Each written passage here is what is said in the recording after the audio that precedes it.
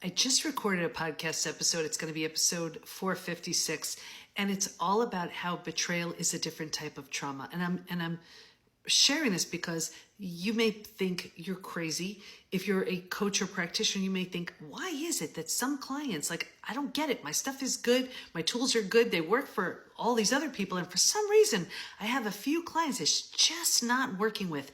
It's because very likely they're struggling with betrayal, even if it happened years ago.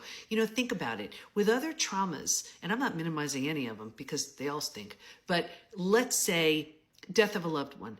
You go back and you look at it, you grieve, you're sad, you mourn the loss, life will never be the same. You have these memories and you miss them and all of this. But with betrayal, your entire sense of reality is different.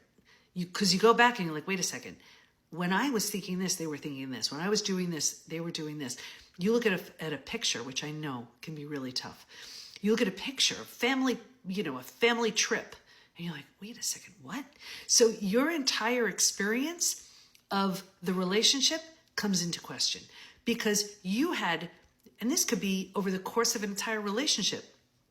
So you can go back 30, 40 years, you're like, wait a second, what? Who was I living with?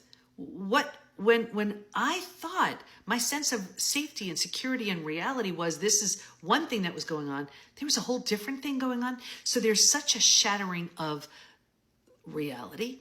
There's a shattering of identity because here you also thought, if I'm so lovable, worthy, and deserving, why would they make these choices? And I have said this a million times. It has nothing to do with you. Nothing, but just this is what we think, right? So why was I not enough? This and that. So now we question our own self. Not only that, now self-trust is completely shattered because you're like, wait a second, where was I? How did I not see? How did I not know? So we question our own judgment. We're like, I don't know what's true, what's real, what's right, any of it. How do I trust my ability to make decisions? How do I trust the person I'm speaking with, dealing with, is telling me the truth or not? I was so off.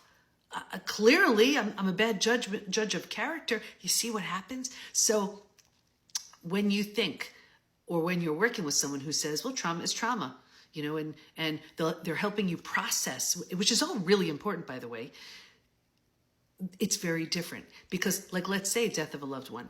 Yes, you want to process the grief and everything else, but you don't have to rebuild yourself. Your self wasn't shattered because of that. Let's say you lose all your stuff in a flood or a fire. Your self still stays intact. You're grieving the experience, but it wasn't like you were ever believing in, you know what, if a hurricane comes, I trust that hurricane. No. This was the person you trusted the most. This was your ride or die. This was the person who gave you a sense of safety and security, and it's also the very person who takes it away. Do you see? It's a very different experience. Sharing this because if you thought you're crazy, you're not. And if you're a coach or practitioner and you have those stuck clients and you're like, I don't get it, really good chance there's a betrayal at the root of it, even if it happened years ago. Hope that helps.